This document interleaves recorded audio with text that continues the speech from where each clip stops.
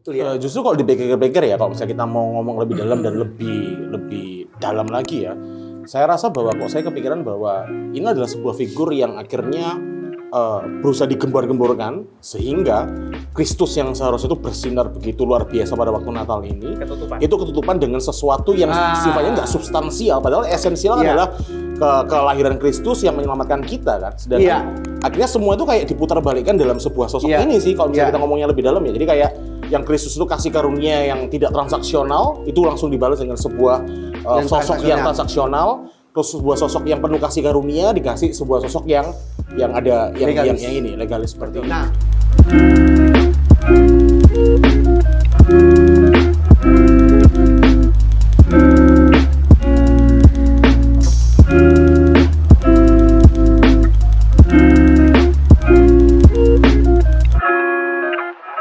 kalian kok nggak tanya dapat kado apa enggak? Pasti enggak lah. Kalau enggak. Pasti enggak. Tapi anyway, Pastor, tadi kalau ngomong-ngomong tentang reward and punishment ya, dalam artian mungkin kalau tadi yang saya ingat ya, mungkin selain Sinterklas dulu nggak tahu ya, sekarang masih ada apa enggak. Dulu yang aku ingat pada waktu Natalan itu karena dulu kan saya sekolah mingguan banget kan, anak gerejaan banget. Itu kan the whole year kita kan ada merit system nggak sih? Pernah nggak ngalamin kayak gitu? Merit system maksudnya Jadi kalau misalnya kita absensi, kalau datang hari Minggu kita dapat terus kita dapat poin, nanti hari di akhir tahun di Natal kita bisa tuker poin itu. Itu kan bukankah reward and punishment dengan ya mirip yang sama? tapi lebih halus. Berarti kan sebenarnya Sinterklas tuh berubah bentuk dengan sistem yang sama, caranya sama, cuman beda ini aja. Satu Santa Claus, satu pakai absensi. Jadi pada waktu itu, waktu kita sekolah minggu itu, jadi kepikirannya Natal itu udah, ya bukan kelahiran Yesus. It's the day yang kita tuh bisa tuker hadiah dan basar gitu.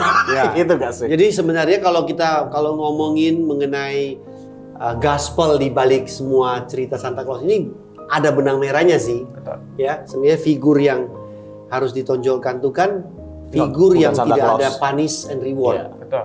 Tapi dia grace, dia kasih karunia, anugerah buat kita, di mana kita nakal sih, tapi kita nggak dihukum, tapi pribadi ini yang dihukum ganti kita, dan kita dikasih rewardnya itu adalah kasih karunia tersebut ya.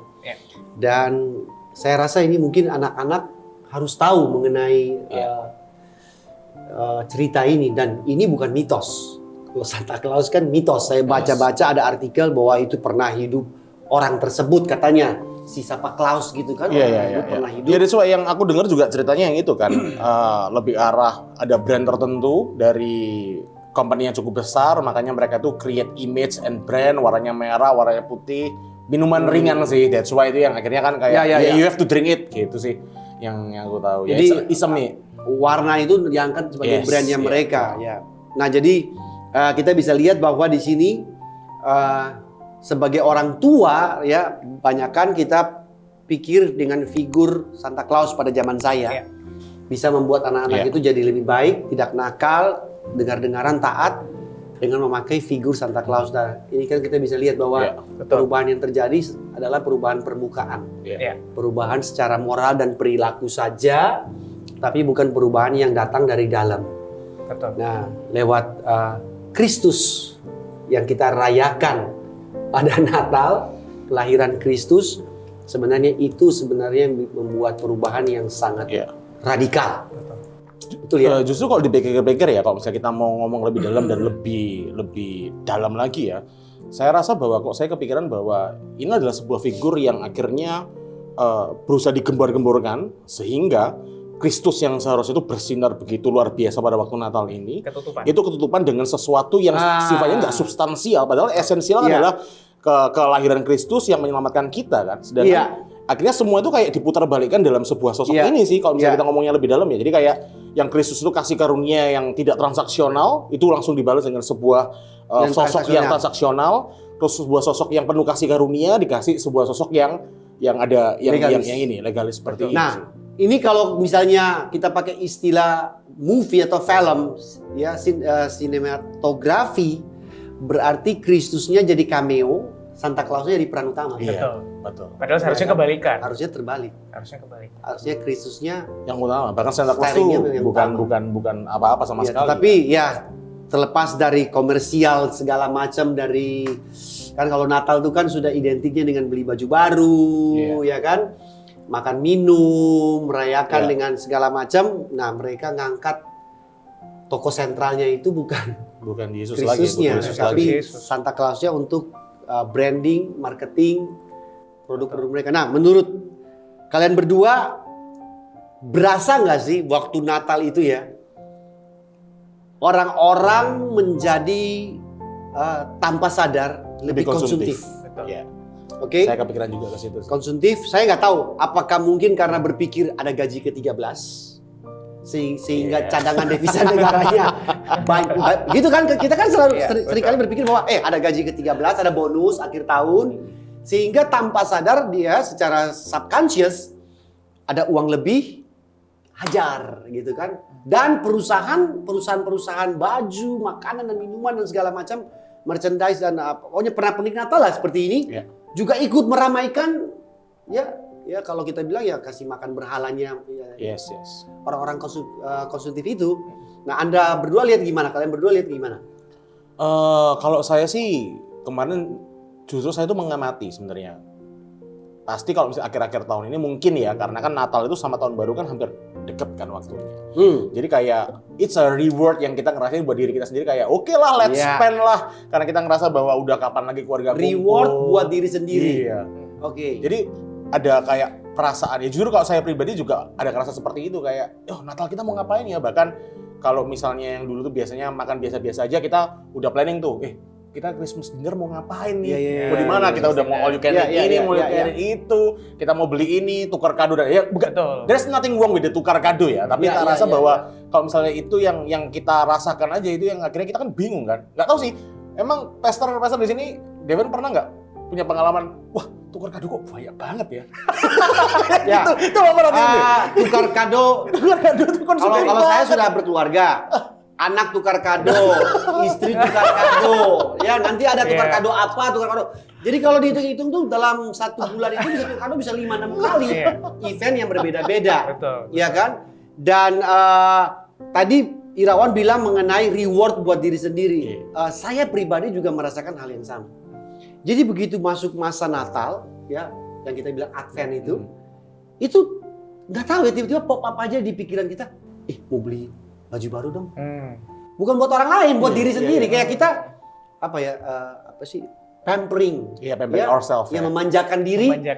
Itu bulan ini tuh kayak memanjakan diri, langsung sepatu baru baju baru Nah, ini kan budaya konsumtif. Iya, sangat konsumtif. Dan nggak cuma di pribadi doang.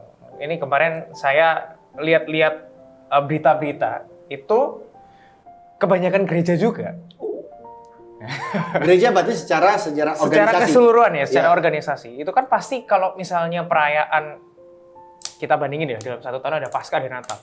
Itu jor-jorannya di perayaan Natal pasti. Lebih besar biaya yang dikeluarkan untuk Natal. Entah apapun itu, buat acara yang lebih meriah, buat bahkan sampai di gereja-gereja di luar negeri itu mereka tuh sampai spend nggak tahu berapa ratus juta atau mungkin sampai miliaran adain acara tuh yang sampai digantung. Iya, tapi kan sebenarnya kan kalau dari sisi organisasi kan juga nggak salah juga kan. Kalau dari aku ya, karena ngerasa kayak the whole year, Christian, kalau misalnya orang Kristen punya hari raya paling kan cuma 2, it's only Passover, Jumat Agung, Paskah, dan Christmas. 2 perayaan terbesar. Iya. Bagi orang Kristiani itu adalah Natal dan Paskah, kelahiran dan kematian ya. Nah, ini menarik nih. Kalau tadi Devin bilang ada organisasi atau gereja-gereja mengeluarkan dana yang besar untuk perayaan Natal, itu kan pasti jujur-jujuran lah kita lighting, pasti yang lebih bagus kan, nambah sound, kostum, wah seragam aja bisa puluhan juta. Betul. Ya, seragam aja loh, karena semua diseragamin. Ya, dari tim usher, penyanyinya ya yang di depan ya kan. Belum lagi kasih makan ada, kasih dinner ya. Terus mungkin kalau yang mau lebih dapat crowd-nya panggil artis. Exactly. Nah, Oke. Nah, saya mau cari benang merahnya. Biaya yang terbesar yang surga pernah kasih buat umat manusia itu adalah Kristus.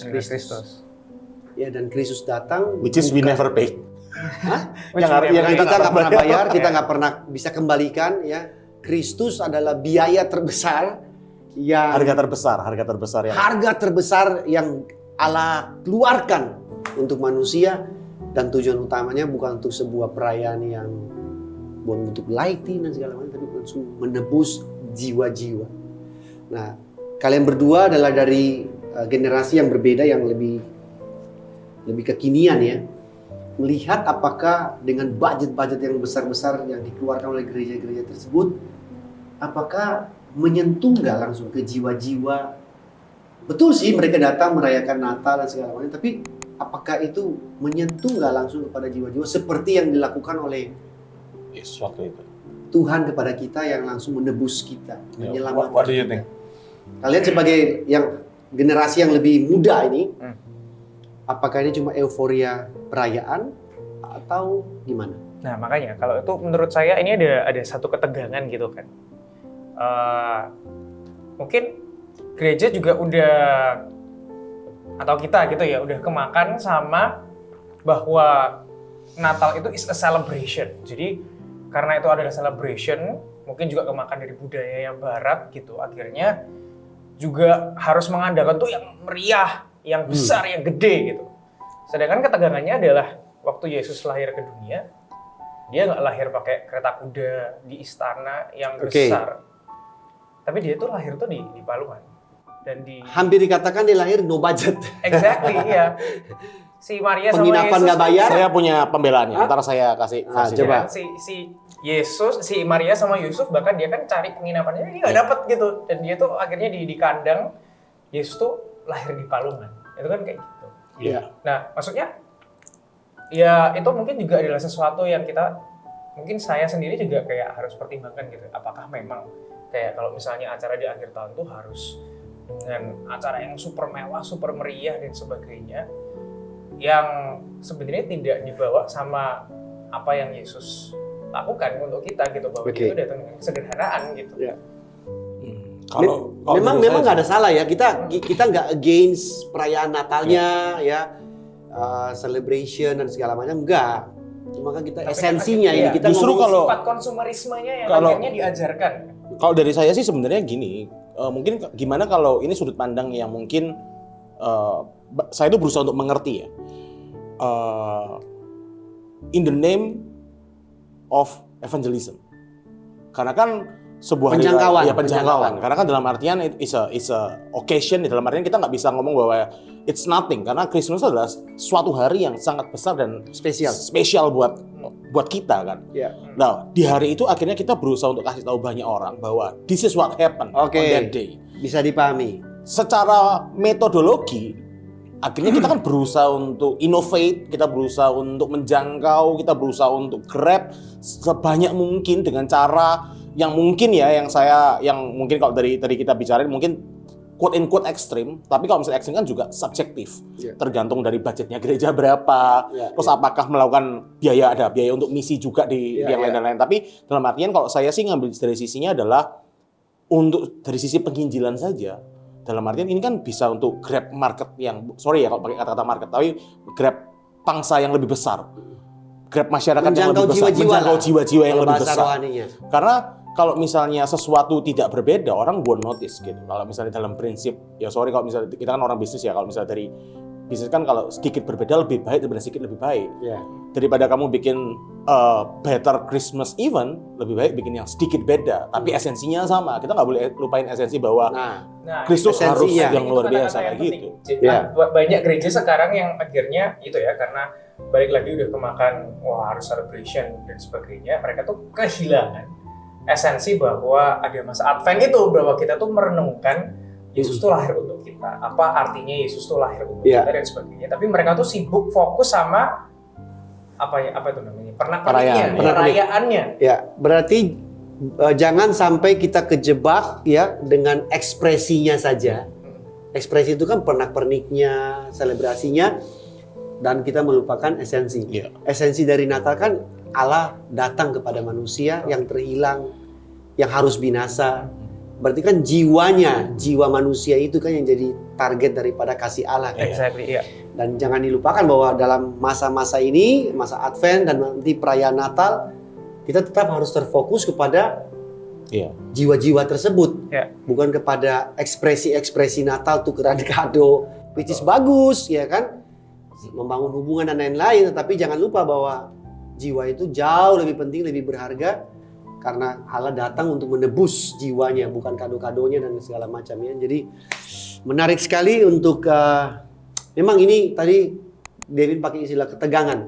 Dari sisi Irawan juga bilang bahwa ini cara untuk grab, menjangkau jiwa-jiwa. Tapi jangan sampai kita terlena, ya, terhanyut dengan ekspresi-ekspresinya saja, tetapi tidak kena target atau sasaran yang tepat, esensinya. Tadi yang Irawan cerita ini kan keluarga Allah sebenarnya, di mana anggota-anggota keluarga Allah itu saling berhubungan satu yang dengan lain, merencanakan acara-acara Natal.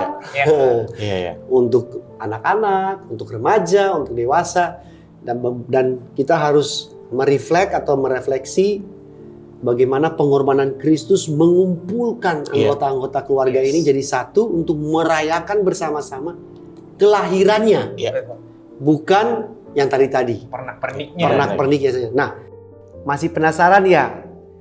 Jangan lupa saksikan episode lanjutannya minggu depan, dan jangan lupa subscribe, like, dan komen teman-teman sekalian. Thank you.